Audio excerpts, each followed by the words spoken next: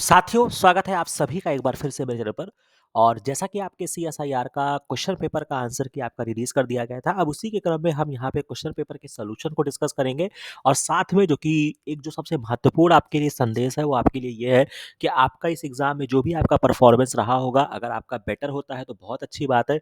फिर भी आपका जो भी फाइनल रिज़ल्ट आएगा, अगर आप इस पेपर को क्वालीफाई कर रहे हैं, तो भी आपका रिज़ल्ट आने में डेढ़ 2 महीने का समय या 2 महीने से ज़्यादा का समय जो मैं मान के चलता हूँ कि वो लगना ही लगना है। तो अभी जो आपके पास नेक्स्ट जेआरएफ का एग्ज़ाम है, वो आपका बायोटेक्नोलॉजी एलिजिबिलिटी टेस्ट, यानी कि आपके पास डीबीटी जेआरएफ का ऑप्शन है। उसके लिए अगर आप इसमें बहुत बेहतर परफॉर्मेंस कर रहे हैं, तो भी आप बायोटेक्नोलॉजी एलिजिबिलिटी टेस्ट के लिए अपनी पढ़ाई को जारी रखिए।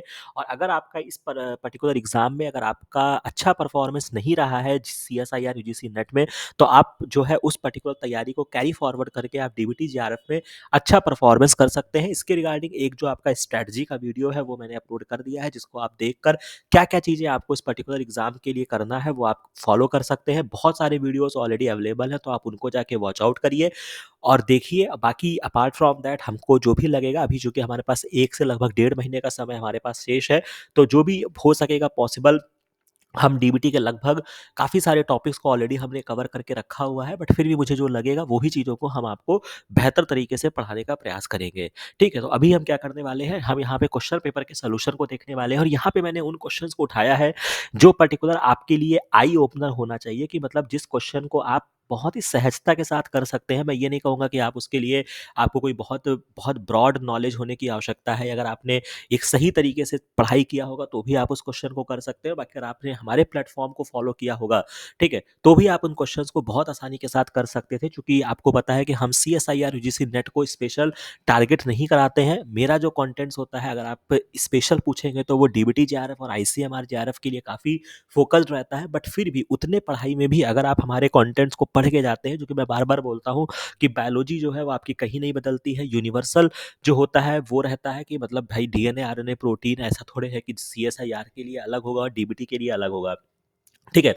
तो जो कंटेंट्स आपको दिए जा रहे हैं, उनको पढ़कर या जो भी आपको सलाह दिया जाता है कि आप ऐसे-ऐसे चीज़ों को फ़ॉलो करिए, यदि आप उन सारी चीज़ों को करते हैं, तो आप बेटर एग्ज़ाम में कर सकते हैं। और आप सीएसआईआर, यूजीसी नेट और इवन बहुत सारे बच्चे हैं, जो हमारे कंटेंट से पढ़ के सीएसआईआर भी क्वालीफ़ाई करते हैं। तो ये पर्टिकुलर वीडियो उन आपके लिए आई ओपनर के तरीके होने वाला है। और बाकी यहाँ पे आप देखते जाइए कि किस तरीके से क्वेश्चन जो हैं, वो आपके एग्ज़ाम में पूछे गए हैं। तो इस पर्टिकुलर चीज़ को बहुत ध्यान से देखिएगा, ठीक है? तो जैसा कि अब यहाँ पे हम क्वेश्चन स्टार्ट करते हैं, तो ये आप देख सकते हैं क्वेश्चन जो है, ये आपके joint CSI UGC net exam, यानी कि 15 से 18 टाइम के बीच का है। यानी कि सेकंड शिफ्ट का जो क्वेश्चन पेपर है, वो मैंने सबसे पहले मैं स्टार्ट कर रहा हूँ।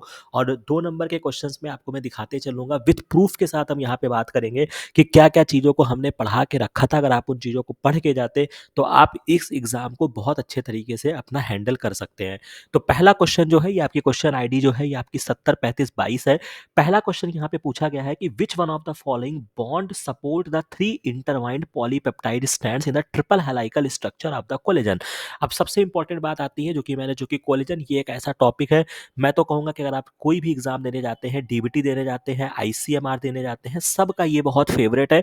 और बायोसिंथेटिक पाथवे के लिहाज से ये टॉपिक बहुत इंपॉर्टेंट है, जिसकी पूरी बायोसिंथेसिस हमने वहाँ पे कवर करके रखी है। तो अगर आप इस पर्टिकुलर कोलेजन की बायोसिंथेसिस को अगर आप पढ़ के जाते, तो भी आप इस टॉपिक को, क्वेश्चन को कर सकते हैं। अदरवाइज एक और जो मैंने आपको बहुत इम्पोर्टेंट एक बात बता के भी रखी है, कि जब भी आप किसी भी चीज़ों में बायोलॉजिकल सिस्टम में जाते हैं, तो वहाँ पे एक ऐसा पर्टिकुलर बॉन्ड है, जो हमेशा जो होता है वो बहुत क्रूशल रोल प्ले करता है किसी भी चीज़ की स्टेबिलिटी को प्रोवाइड करने में।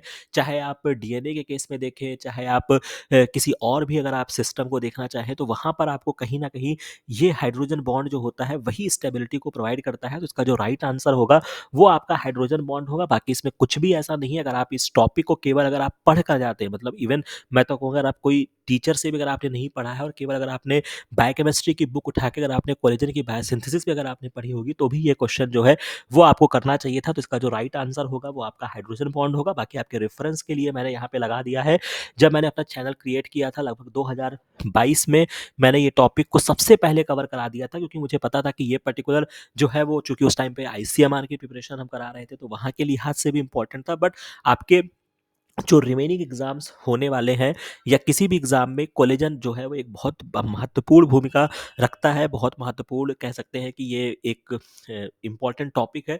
तो ये मैंने यहाँ पे पढ़ा के रखा था और यहाँ पे आप देख सकते हैं ये पर्टिकुलर चीज़ को मैंने स्पेशल हाइलाइट भी किया है कि जो ट्रिपल हेलाइकल केबल जो होते हैं यहाँ पे कोलेजन के held together by the hydrogen bond between the chain. तो ये आप देख सकते हैं। बाकी इस पर्टिकुलर वीडियो को बहुत अच्छे से जाके वॉच आउट कर लीजिएगा क्योंकि अगला एग्ज़ाम डीबीटी जेआरएफ है, वहाँ पर भी आपसे कोलेजन की बायोसिंथेसिस से आपके क्वेश्चन पूछे जा सकते हैं। तो इसका जो राइट आंसर होगा वो आपका सेकंड हो जाएगा। इसके बाद एक और क्वेश्चन जो कि आपका 70 35 23 है, थोड़ा-सा ये कॉन्सेप्चुअल क्वेश्चन है बट इसको भी हमने बहुत अच्छे से एक्सप्लेन करके रखा है कि skeletal muscle cell need to convert pyruvate से lactate while sustaining anaerobic respiration too. मतलब क्या होता है कि जब आपका स्केलेटल मसल में जब आप पढ़ते हैं एनारोबिक रेस्पिरेशन होता है, लैक्टिक एसिड का फॉर्मेशन होता है, तो वो क्यों हो रहा है? क्यों वहाँ पे इसकी करने की हमें आवश्यकता पड़ रही है? तो इसमें एक पर्टिकुलर वीडियो है क्योंकि ये पर्टिकुलर जो आपका रेस्पिरेशन चैप्टर है, जैसे मैंने अभी रिसेंट में आपको फोटोसिंथेसिस मैंने आपको बहुत डिटेल में पढ़ा दिया है और बच्चों को क्वेश्चंस भी मिले एग्जाम में सीएसआईआर के। ठीक है। उसी तरीके से हमारा प्रयास रहेगा कि हम डीबीटी के लिए आपको जो आपका पर्टिकुलर रेस्पिरेशन है उसको हम बहुत डिटेल में आपको पढ़ा दें। ठीक है। बट फिर भी अगर मैंने इसको बहुत डिटेल में आपको नहीं पढ़ाया तो हमारा जो मेगा रिवीजन की जो प्लेलिस्ट है वो कितनी इंपॉर्टेंट है वो आप देख सकते हैं। यहाँ पे एक वीडियो अवेलेबल है जहाँ पे glycolysis to oxidative phosphorylation in the one shot mega revision last marathon concept and tricks नाम से ये पर्टिकुलर वीडियो है। हालांकि ये जो पर्टिकुलर वीडियो है ये ओपन फॉर ऑल है, इसमें कोई भी मेंबरशिप की जरूरत नहीं है। तो अगर आप इस पर्टिकुलर वीडियो को भी देख कर जाते तो भी आप इस पर्टिकुलर क्वेश्चन को कर सकते हैं। और यहाँ पे आप देख सकते हैं जब आपका ये फर्मेंटेशन पायरुवेट वगैरह होता है, लैक्टिक एसिड होती है, कितने मॉलिक्यूल बनते हैं, कौन सा एंजाइम होता है, सब चीज़ों को हमने यहाँ पे बहुत अच्छे से एक्सप्लेन किया था। और चूंकि आपका एनएडी जो होता है वो इलेक्ट्रॉन को कैप्चर करने का काम करता है, तो चूंकि जब वो इलेक्ट्रॉन को कैप्चर करके एनएडीएच में कन्वर्ट हो जाता है तो हमको एक फ्री फॉर्म में एनएडी प्लस जो होता है वो चाहिए होता है। इसीलिए इसको हम क्या करते हैं, पायरुवेट को हम कन्वर्ट कर देते हैं लैक्टेट में, जिससे क्या होता है कि हमारा NAD+ जो होता है वो फ्री हो जाता है ताकि वो फर्दर जाके इलेक्ट्रॉन को कैप्चर कर सके। तो आप यहाँ पे देख सकते हैं बेटा, ये पर्टिकुलर चीज को मैंने यहाँ पे हाईलाइट करके भी रखा हुआ है किस तरीके से जो NAD और NAD+ वाली स्टोरी आपके लिए बहुत इंपॉर्टेंट है। तो इसका जो राइट आंसर यहाँ पे बनेगा ये होता है आपका टू रिसाइकिल NADH को हम रिसाइकिल कर सकें। तो इसका जो राइट आंसर बनेगा वो आपका थर्ड ऑप्शन होगा। तो क्वेश्चन आईडी जो है वो आपकी 70 35 23 हो जाएगी, ये आप देख सकते हो। इसका जो राइट आंसर होगा वो आपका थर्ड होगा। तो इसीलिए मैं कहता हूँ कि यहाँ पे जो टॉपिक्स अवेलेबल हैं जो मैंने आपको पढ़ा दिए हैं उनको बहुत गंभीरता के साथ लीजिए। आपको किसी ना किसी तरह से आपको पर्टिकुलर एग्जाम में देखने को मिलेगा, नहीं एग्जाम में देखने को मिलेगा तो कल को आप कहीं पर इंटरव्यू देने जाओगे, रिसर्च में काम करेंगे, प्रोजेक्ट में काम करेंगे तो भी आपको बहुत फायदा करेगा। तो इसीलिए जो भी वीडियोस अवेलेबल हैं उनको घोल के पी जाइए, बहुत डेफ़िनेटली आप जो है वो आप पर्टिकुलर एग्ज़ाम को क्वालीफ़ाई कर सकेंगे, ठीक है? तो ये आपका हो गया। इसके बाद एक और क्वेश्चन है जो कि क्वेश्चन आईडी 70 35 45 है कि which one of the following is not a vitamin के डिपेंडेंट ब्लड क्लॉटिंग फैक्टर। अब ये भी बहुत इंपॉर्टेंट हो जाता है और ब्लड क्लॉटिंग का एक मेरा वीडियो अवेलेबल है जिसको मैंने पढ़ा के रखा है और रिसेंट में फैक्टर से काफ़ी क्वेश्चन आए हैं। शायद लास्ट सीएसआईआर में भी ऐसा ही क्वेश्चन आया था। अगर आप मेरे एक्सप्लेनेशन वाली वीडियो में जाएँगे तो मैंने अपनी ही वीडियो का रेफरेंस देकर आपको बताया था कि वहाँ पे क्वेश्चंस जो है वो पूछे गए हैं ब्लड क्लॉटिंग फैक्टर्स के। तो यहाँ पर जो क्वेश्चन है कि which one of the following is not a vitamin के डिपेंडेंट ब्लड क्लॉटिंग फैक्टर। तो अब आप इसके लिए जाते हैं तो यहाँ पर एक मेरा वीडियो अवेलेबल है जिसमें पूछा गया है कि ब्लड क्लॉटिंग विटामिन के। अब यहाँ पे जब आप इस वीडियो में आएंगे तो आप देख सकते हैं कि चूंकि विटामिन के जो होता है एक बहुत इंपॉर्टेंट आपका कह सकते हैं कि विटामिन के जो है एक बहुत बेहतरीन विटामिन है जो ब्लड क्लॉटिंग में हेल्प करता है। बेसिकली ये करता क्या है, ये प्रोथ्रोम्बिन को थ्रोम्बिन में कन्वर्ट करता है, इस स्टेप में बहुत महत्वपूर्ण भूमिका निभाता है। तो आप यहाँ पे देख सकते हैं कि फंक्शन ऑफ द विटामिन के लिए पूरा पैराग्राफ है। और अगर आप इस चीज़ को मेरे से नहीं पढ़ते हैं तो अगर आपने एक नॉर्मल बायोकेमिस्ट्री की जो एक नॉर्मल बुक है जो कि मैं आपको बता देता हूँ, यू सत्यनारायण, ठीक है, मतलब अगर आप ये इंडियन राइटर्स की बुक है और बहुत डिसेंट बुक है, मतलब अगर आप कभी भी ब्रॉड लेवल पे पढ़ना चाहते हैं तो सबसे पहले आप यू सत्यनारायण से स्टार्ट करिए। जो चीज़ें कहीं नहीं मिलेगी वो आपको यू सत्यनारायण में मिलेगा, ठीक है। तो यहाँ पर जब आप जाते हैं तो ये आप देख सकते हैं ये क्लॉटिंग फैक्टर्स के सबसे कौन कौन से क्लॉटिंग फैक्टर के क्या क्या नेम है वो पर्टिकुलर चीज़ आपको याद होना चाहिए, ठीक है। और इसके बाद जो होता है वो यहाँ पर प्रोथ्रोम्बिन को थ्रोम्बिन में कन्वर्ट करते हैं और यहाँ पे हर फैक्टर का यहाँ पे दिया गया है कि कौन सा विटामिन के जो होता है उसके मतलब कह सकते हैं कि वो उसके बायोसिंथेसिस में महत्वपूर्ण भूमिका रोल प्ले करता है। तो आप देख सकते हैं clotting factor 7 sorry, clotting factor second, seventh, ninth and tenth are synthesized by inactivate in the liver. Vitamin K जो होता है वो इनका कोएंजाइम के तरीके काम करता है, यानी कि इनका को फैक्टर जो होता है वो आपका विटामिन के होता है। ठीक है, तो इस पैराग्राफ में इसका आंसर दिया गया है, तो आप देख सकते हैं सेकंड, नाइन्थ एंड टेंथ। तो अब आप यहाँ पे देख लीजिए, ऑप्शन में आपको सेकंड मिल जाएगा, नाइन्थ मिल जाएगा, टेंथ मिल जाएगा, और पांचवा जो है वो यहाँ पे नहीं मेंशन है, तो इसका जो राइट आंसर हो जाएगा वो आपका सेकंड हो जाएगा। तो आप देख सकते हैं क्वेश्चन आईडी 703545 है, जिसका राइट आंसर जो यहाँ पे आपका निकल कर आएगा वो आपका सेकंड हो जाएगा। ठीक है, और बाकी अगले एग्जाम के लिए भी याद रखिएगा कि इसके अलावा दूसरा, नौवां, दसवां और इसके अलावा जो सेवेंथ फैक्टर है उसके लिए भी जो होता है वो विटामिन के बहुत इंपॉर्टेंट रोल प्ले करता है। तो ये आपको याद रखना होगा। बाकी इसके लिहाज से क्वेश्चन एग्जाम में कई बार पूछे जा चुके हैं। ब्लड क्लॉटिंग में जब ये बहुत कॉम्प्लेक्स करते हैं तो हर फैक्टर का नाम पूछते हैं, कभी कभी मैचिंग में भी क्वेश्चन आया है, तो वो भी मैं आपको रिकमेंड करूंगा कि आप अपने लेवल पे उन चीज़ों को भी बहुत अच्छे से पढ़ लीजिए। बाकी यहाँ पर आपको पर्टिकुलर वीडियो मिल जाएगा जहाँ पे हमने काफ़ी अच्छे से एक्सप्लेन किया। बहुत बड़ा वीडियो भी नहीं है, लगभग 20 मिनट का वीडियो है, जो कि आप देख लीजिएगा। आपके लगभग क्वेश्चन जो होंगे वो आपके ब्लड क्लॉटिंग से सॉल्व हो जाएंगे। ठीक है, तो ये आप देख सकते हैं ओपन फॉर ऑल है, इसमें आपको ज़्यादा परेशान नहीं होना है। ठीक है, अब इसके बाद अगर हम आगे बढ़ते हैं, नेक्स्ट क्वेश्चन की तरफ जाते हैं, तो मैचिंग, जो कि आपको मैं बोलता हूँ कि कभी भी आप किसी भी एग्जाम को देने जाए तो मैचिंग एक ऐसे क्वेश्चंस होते हैं कि जहाँ पे हो सकता है कि आपको सारे के बारे में ना पता हो, बट आपको किसी एक विशेष के बारे में पता हो, जिससे क्या होगा कि आप अपने क्वेश्चन को कर लेंगे। तो यहाँ पे देख लीजिए, बहुत सारे यूकैरियोटिक डीएनए पॉलीमरेज हैं, उनके क्या फंक्शन है इसके बारे में बोला गया है। और मॉलिक्यूलर बायोलॉजी की एक प्लेलिस्ट अवेलेबल है जहाँ पे हमने बहुत अच्छे तरीके से आपको पढ़ा के रखा है, जब वहाँ पे पॉलीमरेज का जिक्र आया था, और इसका जिक्र दो जगह आया है। अगर मैं इसकी बात करता हूँ तो अगर आपने मेरे साथ पढ़ाई किया है तो एक बार हमने डीएनए पॉलीमरेज का जिक्र जो है वो आपको रेप्लिकेशन के समय पढ़ाया है, और दूसरा जो एक प्लेलिस्ट है जिसमें हमने बायोटेक्नोलॉजी पढ़ी थी डीबीटी के टाइम पर, रिकॉम्बिनेंट डीएनए टेक्नोलॉजी का जब हम जिक्र कर रहे थे, वहाँ पे भी हमने एक सेपरेट लेक्चर किया था कि कौन कौन से पॉलीमरेज जो होते हैं वो आपको चाहिए होते हैं। ठीक है, तो यहाँ पे इसका आंसर मिल जाएगा। तो इसमें बहुत सारे आपके फैक्टर्स होते हैं, तो ये आपको एक मेरा पर्टिकुलर वीडियो है जहाँ पे machinery for replication, polymerase, primase, helicase, topoisomerase, single standard binding protein, Klenow fragment, इन सारी चीज़ों के बारे में हमने बहुत डिटेल में आपको पढ़ा के रखा है। 34 मिनट का ये वीडियो है, और आप यहाँ पे देख सकते हैं किस तरीके से एक एक मतलब चार्ट के जो एक एक लाइन थे उनको मैंने हाईलाइट किया है, उनको मैंने एक्सप्लेन किया है और आपको रटवाया भी है। तो आप देख लीजिएगा, बीटा से मैंने आपको बताया था कि जो आपका बेस एक्सीसन रिपेयर पाथवे के लिए जो होता है वो बीटा होता है, तो मैंने बोला भी था कि बीटा को बी पढ़ लेना, तो ये आपका बेस एक्सीसन रिपेयर पाथवे हो जाएगा। तो आपको करना क्या है, बीटा को फर्स्ट से मिला देना है, तो सी का पहला हो जाएगा, रिमेनिंग ये दो ऑप्शन आपके कैंसिल आउट हो गए।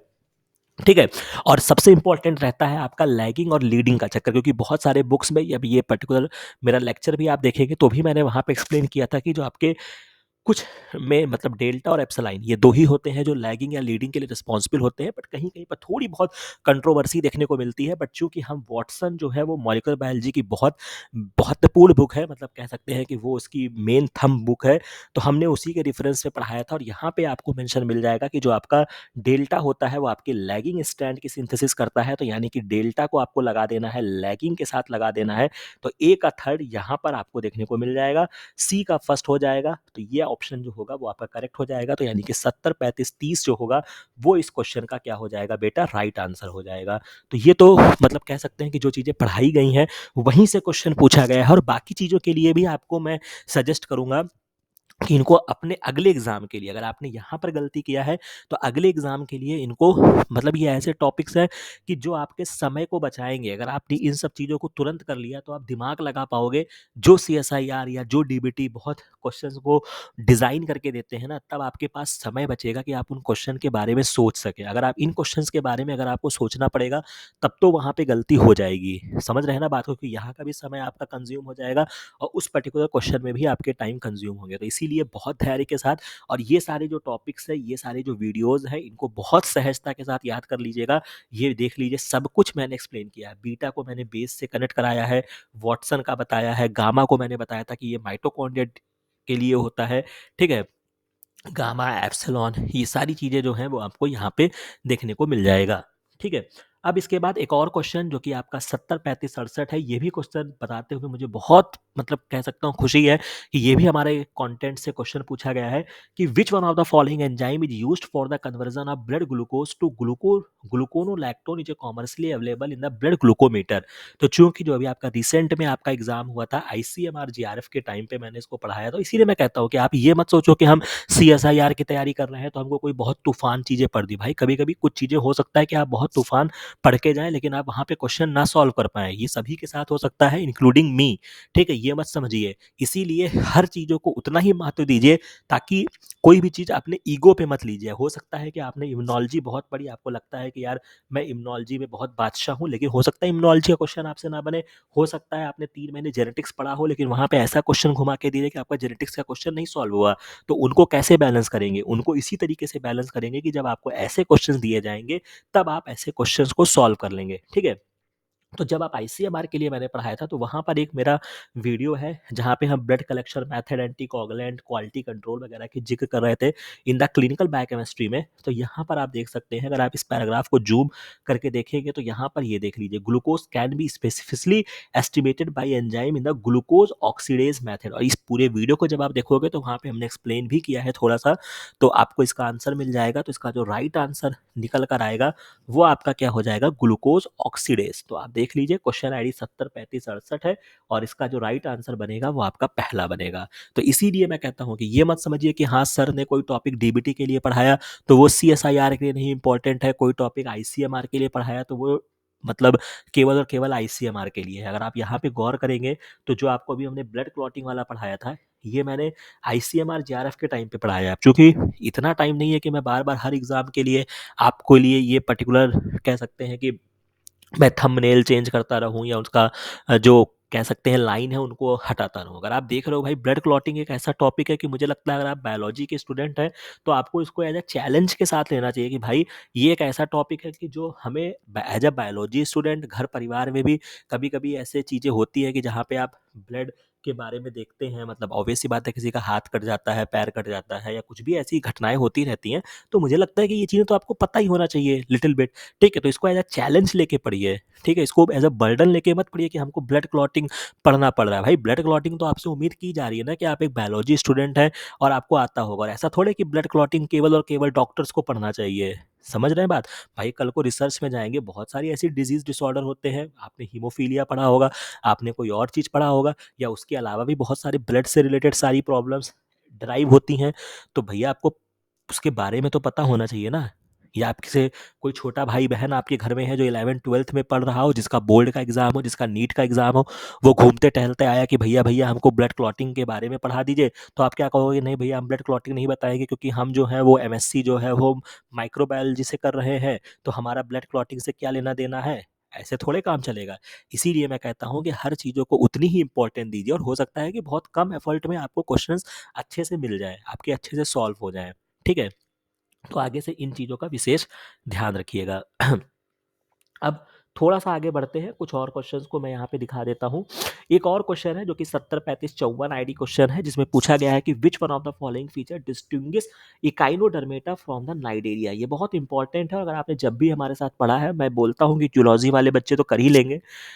बट जो जूलॉजी बैकग्राउंड के नहीं है, मैं उनको हमेशा सजेस्ट करता हूँ कि एनिमल क्लासिफिकेशन आप ज़रूर पढ़ के जाइए, और उसमें से भी मैं इकाइनोडर्मेटा, नाइडेरिया, आर्थ्रोपोडा, ये 3 जो आपके क्लास हैं, मतलब 3 जो फाइलम हैं, इनको मैं बहुत हाइली रिकमेंड करता हूँ कि भैया इसको तो ज़रूर पढ़ के जाना, ठीक है? और देख लीजिए वहीं से क्वेश्चन आया है, और ये भी नहीं है कि ये आप पढ़ के जा रहे हो तो आपको कोई एमएससी वाली बुक से बहुत अंदर तक पढ़ के जाना। अभी मैं दिखाता हूँ, इतना अच्छा क्वेश्चन यहाँ पे ये पूछा गया है कि जिसका पर्टिकुलर एक्सप्लेनेशन आपको एनसीईआरटी की बुक में मिलेगा। यहाँ पे ये भी मैं आपको दिखाते चलूँगा किस तरीके से आपके जीवन में एनसीईआरटी की एक महत्वपूर्ण भूमिका है, और ये चीज़ें आपको कहीं और नहीं सुनने को मिलेगा कि आप एनसीईआरटी पढ़ो। ये केवल मैं ही बोलता हूँ कि भैया सीएसआईआर में भी, डीबीटी में भी, आईसीएमआर के एग्ज़ाम में भी, और अपने कॉन्सेप्ट को बेटर करने के लिए आपको एनसीईआरटी पढ़ने चाहिए।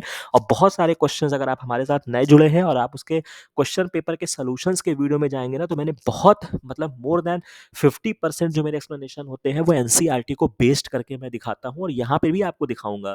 तो इसीलिए एनसीईआरटी भी ज़रूर पढ़िए और देखिए अपनी गलतियों को। अगर आपने ये क्वेश्चन नहीं सॉल्व किया है तो अभी आपको ग्लानि भी महसूस होगा। इकाइनोडर्मेटा एंड नाइडेरिया, तो ये देख लीजिए जहाँ पे हम एनसीईआरटी, ये क्लास 11th की एनसीईआरटी है, ठीक है? क्लास 11th की एनसीईआरटी में दिया गया है कि डिप्लोब्लास्टिक होते हैं और एक ट्रिप्लोब्लास्टिक होते हैं, मतलब जिनके पास 2 लेयर होती है। एक्टोडर्म होता है एक्सटर्नल और एंडोडर्म हो गया, उसको हम डिप्लोब्लास्टिक बोलते हैं, जो आपके सिलेंट्रेटा में देखने को मिलता है। और इसी में क्या होता है, इस सिलेंट्रेटा में क्या होता है कि एक अनडिफरेंशिएटेड लेयर होती है जिसको हम मीज़ोगीलिया बोलते हैं।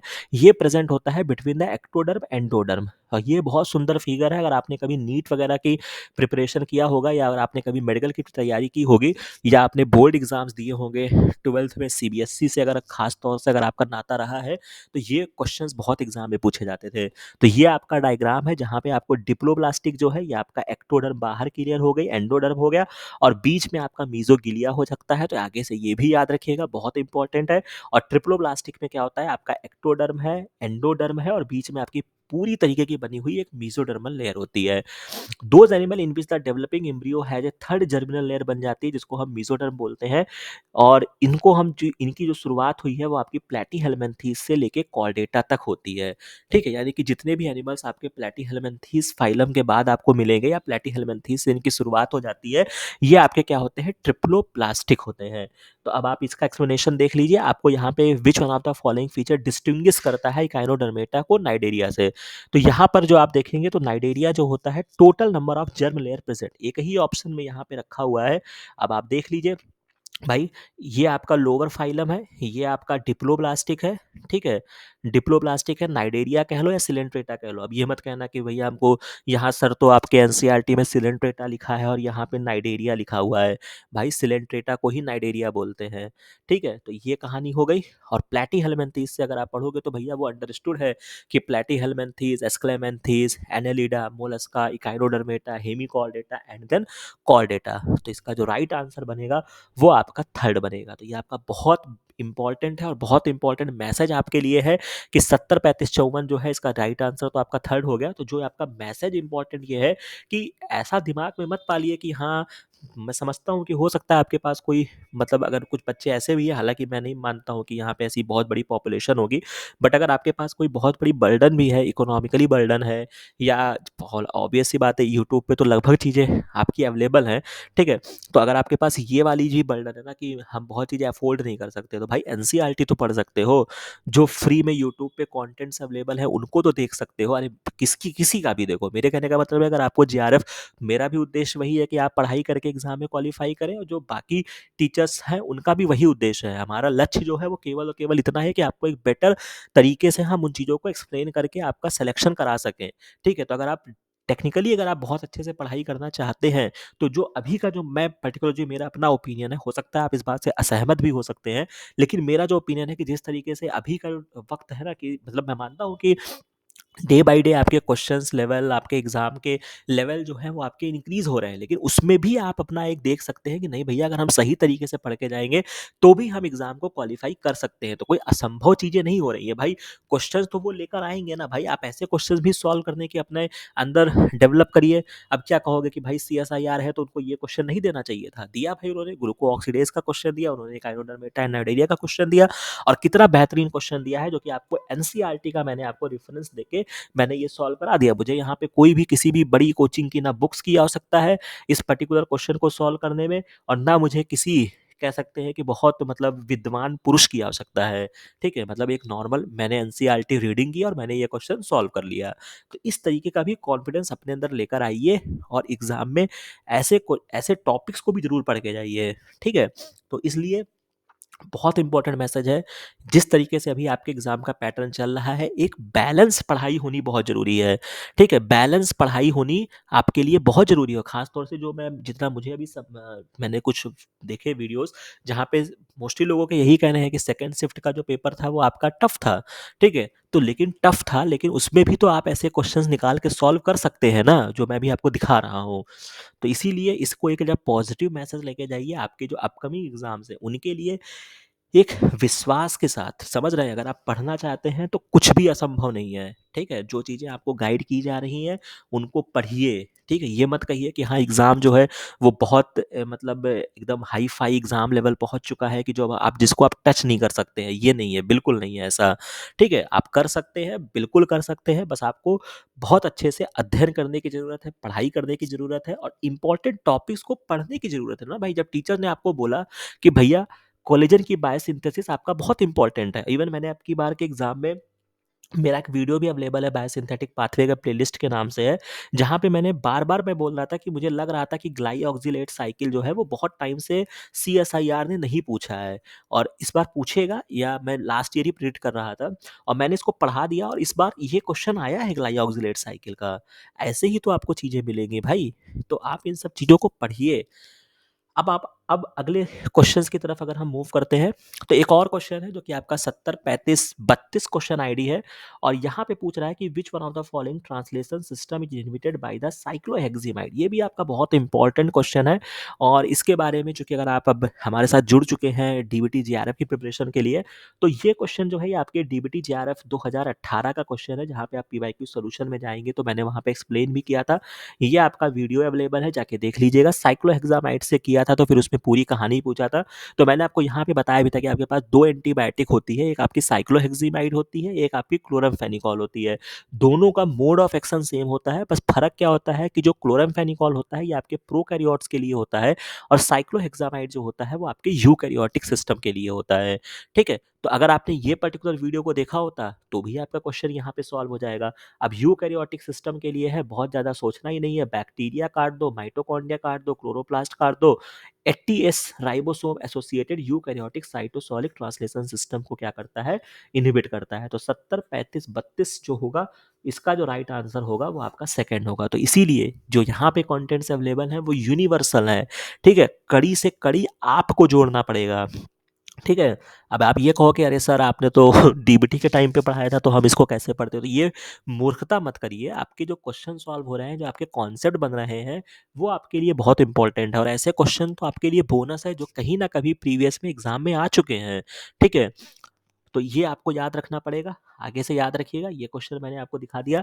इसके बाद ये क्वेश्चन बहुत बढ़िया डिराइव किया है और इस क्वेश्चन में इन्होंने आपसे थोड़ी सी, मैं कहूँगा कि लिटिल बिट, अगर आपने मॉलिक्यूलर बायोलॉजी अगर आपने वॉटसन या कहीं ठीक ठाक टीचर से अगर आपने पढ़ा होगा, तो ये क्वेश्चन भी आप बहुत सहजता के साथ कर सकते थे कि for expression of gene of interest and a green fluorescent protein in the mammalian cell, GOI and GFP must be express होना चाहिए एक सिंगल एमआरएनए में, बट ट्रांसलेटेड इंडिपेंडेंटली। भाई ऑब्वियस सी बात है, दोनों का प्रोडक्ट अलग अलग होना चाहिए लेकिन उनका एमआरएनए एक होना चाहिए, ठीक है।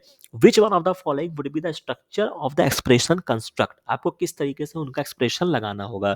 तो एक चीज तो पक्की है कि आपका पॉली एडिनाइलेशन टेल, यही चीज तो होता है भाई। जब आपने इसको पढ़ा होगा तो प्रमोटर होता था, ठीक है, प्रमोटर होता था, ऑपरेटर होते थे, ठीक है, यही सारी तो कहानी होती थी। राइबोसोमल बाइंडिंग होता था, पॉली एडिनाइलेशन की टेल होती थी। तो पॉली एडिनाइलेशन की टेल जो होनी चाहिए वो सबसे आखिरी में होनी चाहिए। तो खैर इन्होंने सभी ऑप्शंस पे रखे हुए हैं। अब जो इंपॉर्टेंट है कि चूंकि यहाँ पे इन्होंने इन्हेंसर को भी इस्तेमाल किया है, बस यही इन्हेंसर को अगर आप पकड़ते तो आपका क्वेश्चन सॉल्व हो जाएगा। इन्हेंसर जब आपने मॉलिक्यूलर बायोलॉजी में पढ़ा होगा, और खास तौर से यहाँ पे आप डिनाई नहीं कर सकते कि हमने भी नहीं पढ़ाया, हमने भी इसका जिक्र किया है। जब आप हमारे वीडियो में जाएंगे, ये क्वेश्चन जो है ये आपके डीबीटी 2019 में इन्हेंसर को लेके क्वेश्चन आया है। अगर आप उसके पीवाईक्यूज के सोल्यूशन की तरफ जाओगे तो वहां पे मैंने एक्सप्लेन किया है, ठीक है। तो इन्हेंसर जो होते हैं वो प्रमोटर के करीब में होते हैं, जो कह सकते हैं कि जो उसकी बाइंडिंग को इन्हेंस करते हैं, ठीक है। तो यानी कि जो इसमें क्या होगा भाई, ये प्रमोटर की एक्टिविटी को एक तरीके से इन्हेंस कर रहे हैं, तो ये होगा सबसे आगे। तो यानी कि आपका इन्हेंसर सबसे पहले होगा, फिर आपका प्रमोटर होगा, फिर आपका जीन ऑफ इंटरेस्ट होगा। और चूंकि दोनों को अलग अलग एक्सप्रेस कराना है तो बीच में आपको एक राइबोसोमल जो आपका एंट्री साइट है, दोनों का इंटरनल राइबोसोम एंट्री साइट आपको बीच में करनी होगी, जीएफपी करना होगा और पॉली एडिनाइलेशन की टेल होगी।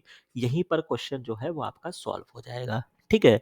तो बस इस तरीके से ये क्वेश्चन लगना था। हालाँकि मैं कहूँगा कि ये मतलब इसको मैं बहुत हार्ड कैटेगरी में नहीं रखूँगा। अगर आपने नॉर्मल बेसिक बायोलॉजी अगर आपने पढ़ी होगी, मतलब बेसिक मॉलिक्यूलर बायोलॉजी अगर आपने पढ़ी होगी, तो ये क्वेश्चन आप आराम से कर सकते थे। तो ये भी क्वेश्चन मैं कहूँगा आपके लिए डूएबल था। Apart from that next question की तरफ अगर हम आगे बढ़ते हैं, ये एक और क्वेश्चन जो कि आपका 70, 35, 41 है, और जो मैं बोलता हूँ कि भैया जो आपके ऐसे टॉपिक्स हैं कि जो मतलब नॉर्मल आपको पढ़ के जाना ही जाना है, उसमें आपका फोटोसिंथेसिस था, और जो हम रिसेंट में हमने जो ट्रेंड फॉलो किया था कि जिसमें हम सीएसआईआर, डीबीटी, आईसीएमआर सबको मद्देनजर रखते हुए पढ़ा रहे हैं। अब ये मत सोचिएगा कि डीबीटी का एग्जाम आया है तो सर जो है वो फोटोसिंथेसिस को फिर से पढ़ाएंगे। क्यों पढ़ाएंगे भाई? फोटोसिंथेसिस बदल थोड़े जाएगी।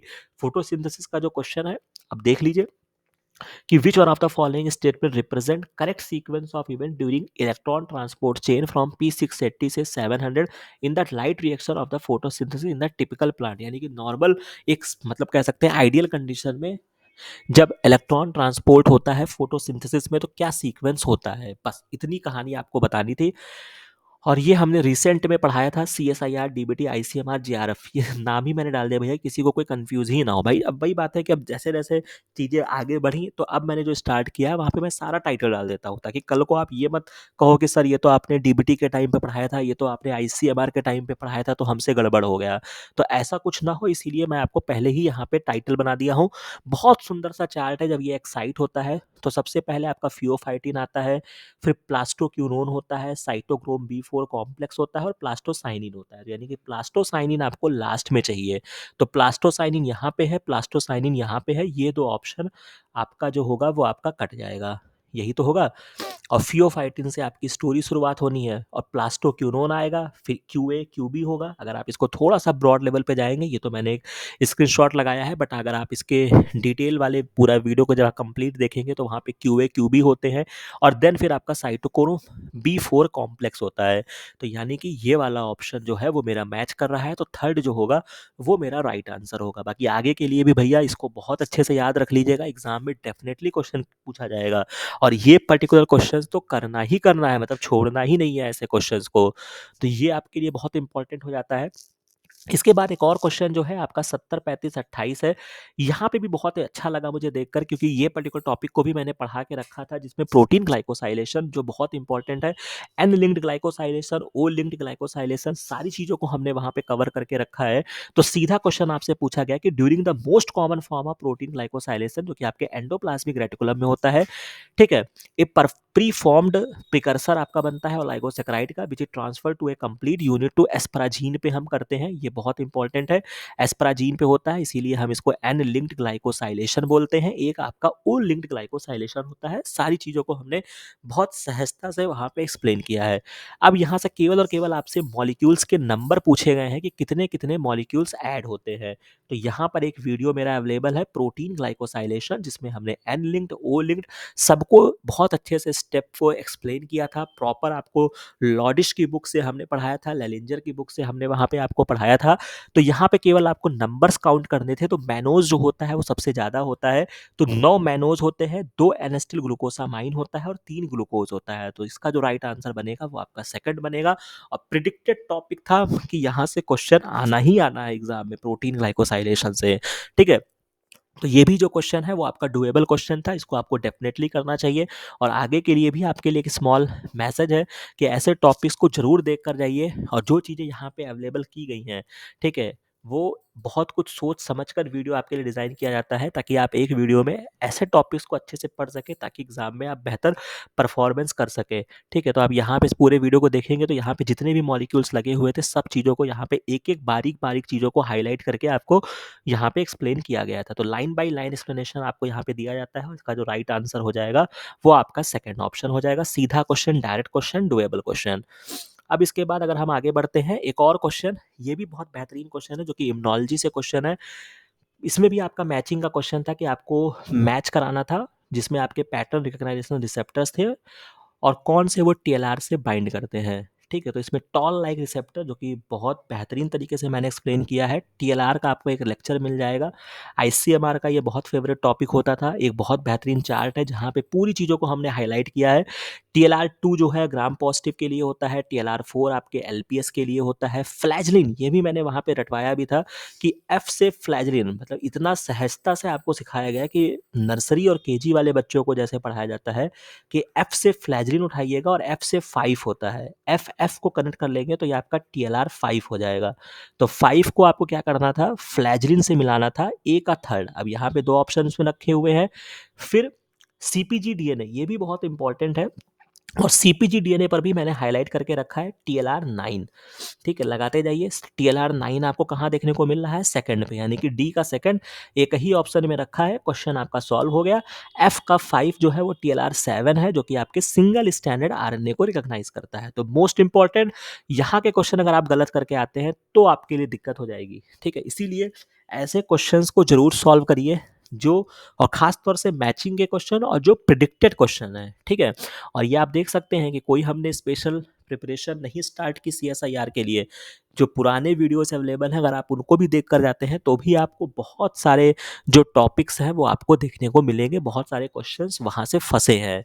ठीक है, तो ये भी आपका क्वेश्चन था जो पढ़ाया हुआ था।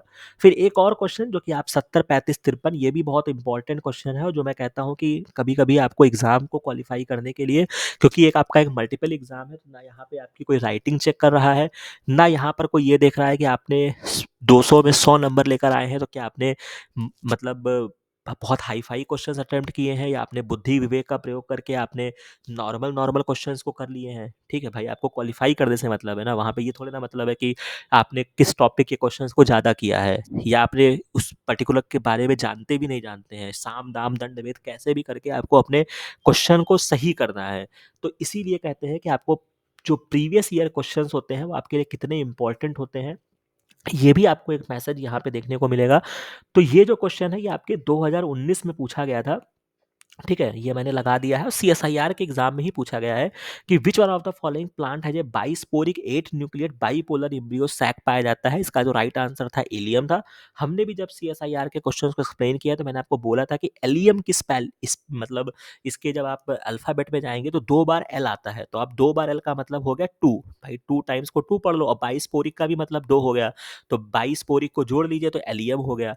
अब यही क्वेश्चन यहाँ पे सीधा आपको रिपीट किया गया है कि which one of the following plant has a bisporic type of embryo sac, तो ये आपका एलियम हो जाएगा। तो सीधा क्वेश्चन है, अगर आप पीवाईक्यू सॉल्व करके जाते हैं तो भी आपका ये क्वेश्चन बन जाता। बाकी अगर आप अभी से सीरियस हुए हैं तो रिमेनिंग 3 जो यहाँ पे ऑप्शंस दिए गए हैं मैं आपसे अपेक्षा करूंगा कि आप अपनी कॉपी में लिखेंगे कि यहाँ पे कौन से टाइप का एम्ब्रियो सैक आपको देखने को मिलता है। ये बहुत इंपॉर्टेंट है, इसको करिएगा ज़रूर, कमेंट सेक्शन में भी ज़रूर बताइएगा। ठीक है, अब एक लास्ट क्वेश्चन और देख लेते हैं। एक और क्वेश्चन जो कि आपका 70, 35, 43 क्वेश्चन है। पूछा गया है कि which one of the following phytohormones जो है वो signalling pathways are evolutionary related to bacterial two component regulatory system के आसपास होता है। मतलब जब आप बैक्टीरिया में पढ़ते हैं तो वहाँ पे 2 कंपोनेंट रेगुलेटरी सिस्टम के तरीके उनकी सिग्नलिंग होती है। तो इस क्वेश्चन के लिए भी हमने एक वीडियो हमारा अवेलेबल है जहाँ पे हमने प्लांट हार्मोन्स के बारे में पढ़ा था। तो साइटोकाइनिन के फंक्शन यूजेस के बारे में एक वीडियो है और इस वीडियो के एक्सप्लेनेशन में आप यहाँ पे देख सकते हैं, यहाँ पे सीधा लिखा हुआ है, बुक की लाइन लिखी हुई है, cytokine response pathway plant cell respond to cytokine using a signal transaction pathway related to bacterial two component system. Line से, बुक के लाइन से क्वेश्चन यहाँ पे आपका फ्रेम किया गया है। तो यहाँ पे साइटोकाइनिन जो होगा वो आपका आंसर होगा। ठीक है, तो अब आप यहाँ पे इसको एलिमिनेट करते हुए चले जाइए। ठीक है, ऑक्सिन में नहीं होता है। तो पहली बात तो जहाँ पे साइटोकाइनिन आपको मिले आपको वही होल्ड करना है, तो 2 ऑप्शन में आपका रखा है, रिमेनिंग ऑप्शन आपका कैंसिल हो गया। साइटोकाइनिन के साथ जो जाएगा ये आपका एथाइलिन। ठीक है, ये जब आप एथाइलिन की भी सिस्टम पढ़ेंगे तो एथाइलिन में भी आपका जो सिग्नल ट्रांजैक्शन सिस्टम होता है वो आपका 2 कंपोनेंट रेगुलेटरी सिस्टम के तरीके होता है। ठीक है, तो ये भी क्वेश्चन आपका पढ़ाया हुआ क्वेश्चन था जो इस प्लेटफॉर्म से आया, तो ये बहुत इंपॉर्टेंट था। तो इस तरीके से हमने यहाँ पे इस पर्टिकुलर टॉपिक्स के क्वेश्चंस को, कुछ क्वेश्चंस को मैंने यहाँ पे एक्सप्लेन किए हैं जो आपके लिए आई ओपनर होगा। आशा है कि अब आगे से आप इन पर्टिकुलर चीज़ों को अच्छे से पढ़ेंगे। बाकी डीबीटी जेआरएफ की तैयारी और अच्छे से स्टार्ट कर दीजिए। बाकी इस प्लेटफॉर्म से आपको क्या क्या मदद हो सकता है उसके लिए भी आपको यहाँ पे एक बेटर आइडिया या आई ओपनर ये आपके लिए रहा होगा कि जो चीज़ें आपको बताई गई, जो चीज़ें आपको कही गई, जिस चीज़ को हमने टारगेट भी नहीं किया, वहाँ पे इतने क्वेश्चंस अगर हमारे फँस गए, तो जिस चीज़ों को हम टारगेट कर रहे हैं, आप कल्पना करके देखिए कि वहाँ पे कितने क्वेश्चंस हमारे आएँगे। ठीक है? तो ये एक बहुत इंपॉर्टेंट मैसेज है। आप हमारे पुराने जो हमारे स्ट्रैटेजी वाले वीडियो है, जो मैंने इस साल डीबीटी के लिए आपको बोल के रखा है भाई, उसको ज़रूर जाके देख लीजिएगा। और अपार्ट फ्रॉम दैट आप 2023 के सक्सेस स्टोरी को देखिएगा, 2024 की सक्सेस स्टोरी को देखिएगा, जहाँ पे इस प्लेटफ़ॉर्म से बहुत सारे बच्चे जो हैं वो क्वालीफ़ाई किए हैं। तो यहाँ पर अब हम इस वीडियो को विराम देते हैं। बाकी कहीं पर अगर आपको कोई भी समस्या आती है तो कमेंट सेक्शन में ज़रूर बताइएगा और बहुत अच्छे से पढ़ाई करिए। टेलीग्राम चैनल का यहाँ पे लिंक दिया गया है। वहाँ पर अगर आपको कोई भी चीज़ें नहीं समझ में आती है तो आप वहाँ पे हमसे सीधा संवाद कर सकते हैं। बाकी ये वीडियो अच्छा लगा हो तो चैनल को लाइक, शेयर एंड सब्सक्राइब करना मत भूलिएगा। बाकी मिलते हैं नेक्स्ट वीडियो में नेक्स्ट इन्फॉर्मेशन के साथ। Thank you very